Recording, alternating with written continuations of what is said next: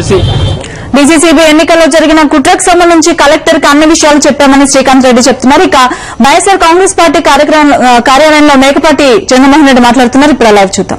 జిల్లాలపైనే దాదాపు సర్వనాశనం అయిపోయినాయి. మార్కెట్ యార్డ్ నుండి కాటన్ మనం చూసాము టీవీలో కూడా పత్రికాముఖంగా కూడా మార్కెట్ యార్డ్ లో ఉన్నటువంటి మిరప కాటన్ ఇవన్నీ కూడా ఏ విధంగా నష్టపోయింది, ఏ విధంగా రైతులు ఏ విధంగా ఇబ్బందుల్లో ఉన్నటువంటి విషయాలన్నీ కూడా మనం చూసాం. ఈ సమస్యలన్నిటిపైన కూడా పార్టీలో విస్తృత స్థాయి సమావేశం జరిగి వాటి గురించి డిస్కస్ చేయడం జరిగింది. తర్వాత మొన్ననే జరిగినటువంటి సహకార ఎన్నికల గురించి కూడా ఏ విధంగా ఈ ప్రభుత్వం దాన్ని ఏ విధంగా గెలుచుకున్నదో మనం చూసాం.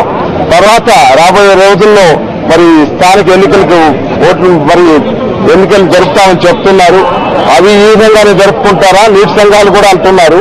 నీటి సంఘాలు కూడా ఈ కోకొందిగా వస్తాయి. బహుశా సహకార ఎన్నికలు వాటి కోకొందిగా వస్తుంది. ఇంట్లో కూర్చొని రాసుకుని ఎన్నికలు గెలిపించుకునే పరిస్థితి వస్తుంది. కాకపోతే లోకల్ బాడీస్ స్థానిక సంస్థలకు ఎన్నికలు జరిగితే మటుకు ప్రజలందరికీ ఓటు హక్కు ఉంటుంది కాబట్టి వాళ్ళ ప్రభావం గడుపుకోవడం చాలా కష్టమవుతుంది. అందుకని మరి ప్రభుత్వం ఏం ఆలోచిస్తుందో చెప్తున్నారు కానీ పైకి స్థానిక సంస్థలు కూడా ఎన్నికలు జరుపుతాము సుప్రీంకోర్టు డెసిషన్ ఇచ్చింది కాబట్టి ఏదో చెప్తున్నారు కానీ వాటిని ఎంతవరకు చిత్తశుద్ధిగా నడుపుతారో జరుపుతారో అనేది మనం చూడవలసిన అవసరం ఉంది. ఏదేమైనా సరే స్థానిక సంస్థల ఎన్నికలు జరిపితే ప్రజల పాఠం చెప్తారనేది మన అందరికీ తెలిసినటువంటి విషయం. నిజంగా మొన్న జరిగిన ఉప ఎన్నికల్లోనే ఫలితాలు చూశారు. ఆ ఫలితాలు ఏ విధంగా ప్రజలందరూ పాల్గొని ఓటు హక్కు ఉపయోగించుకునే ఎన్నికలు కాబట్టి ఏ విధంగా ఫలితాలు ఉన్నాయో చూశాం. ఈ సహకార ఎన్నికలు ఇంట్లో కూర్చొని సభ్యత నమోదు చేసుకునే వాళ్ళు మిగతా పార్టీ వాళ్ళకి ముఖ్యంగా వైఎస్ఆర్ కాంగ్రెస్ పార్టీకి సభ్యత్వాలు కూడా చేర్చుకునే పరిస్థితి కల్పించి డబ్బులు కట్టినా కూడా సభ్యత్వాలు చేర్చుకోకుండా చేసి ఆ విధంగా తగుదనమ్మంటే ఇప్పుడు ఎన్నికలు జరుపుకున్నారు. అన్ని జిల్లా ఎన్నికల్లో కూడా సహకార కేంద్ర బ్యాంకులో కూడా మన వాళ్ళు గెలిచారని చెప్పుకుంటున్నారే కానీ ఏమాత్రం నిజంగా ప్రజా స్వామ్యాన్ని అభ్యాసం చేసినటువంటి ఎన్నికలని కూడా మనందరికీ తెలిసినటువంటి విషయం. ఆ పరిస్థితుల్లో ఈ విస్తృత స్థాయి సమావేశం ఈ సమస్యలన్నింటినీ కూడా చర్చించడం జరిగింది. తర్వాత నిత్యావసర ధరలు ఏ విధంగా పెరుగుతున్నాయో ప్రతినిత్యం ఇక్కడ మాట్లాడే వ్యక్తులు కూడా ముఖ్యంగా మహిళలు మాట్లాడారు. జీవితం ఎంత దుర్బలంగా అయిందో చెప్పారు వారందరూ కూడా.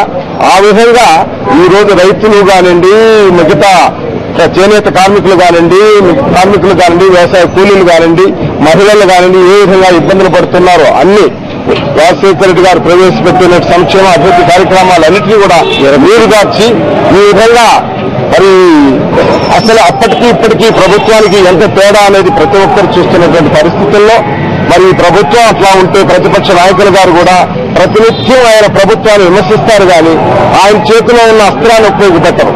నిజంగా ఈ రోజు అవిశ్వాసం అంటూ పెడితే కాంగ్రెస్ పార్టీలో ఎన్నో లుకలుకలు ఉన్నాయి, ప్రభుత్వం పడిపోయే పరిస్థితులు ఉన్నాయి. కానీ చంద్రబాబు గారు పొరపాట్లు కూడా అవిశ్వాసం పెట్టే సాహసం చేయరు. ఎందుకంటే పోయిన తడ చూసాం అవిశ్వాసం పెట్టినప్పుడు ఆయనకు భరోసా ఇచ్చింది కాంగ్రెస్ ప్రభుత్వం, మీరు అవిశ్వాసం పెట్టండి, ఏం ప్రమాదం లేదు, నేను తప్పనిసరిగా గెలుస్తాము అని చెప్పిన మీద ఆయన అవిశ్వాసం పెట్టారు.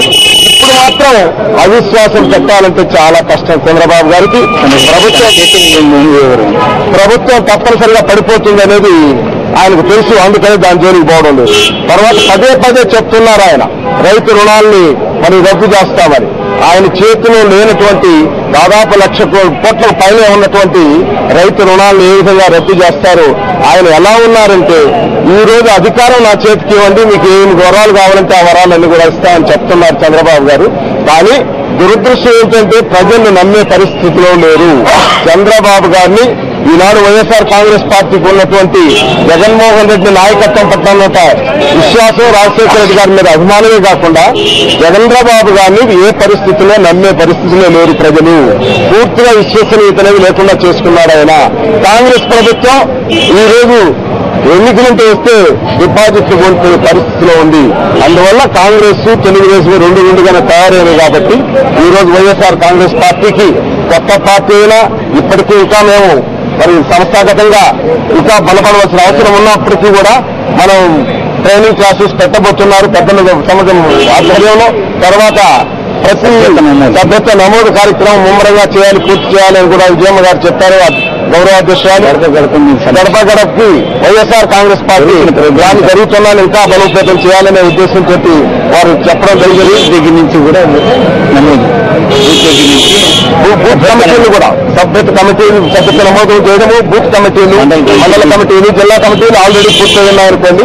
మండల కమిటీలు ఇంకా ఏమైనా పురస్కారాలు ఉంటే పూర్తి చేయాలి. బూత్ కమిటీలు కూడా 25 మంది సభ్యులు తక్కువ లేకుండా చేయాలనే ఉద్దేశం, దానిలో 10 మంది మహిళలు తప్పనిసరిగా ఉండాలనేది నిర్దేశింపబడింది. ఈ కార్యక్రమం అంతా కూడా విజయవంతంగా చేయాలని చెప్పి విజయమ్మ గారు మా గౌరవ అధ్యక్షురాలు గారు చెప్పడం జరిగింది. దాన్ని తప్పకుండా వైఎస్ఆర్ కాంగ్రెస్ పార్టీ కేడర్ అంతా కూడా చిత్తశుద్ధితో పాటిస్తుందని నమ్ముతున్నాం.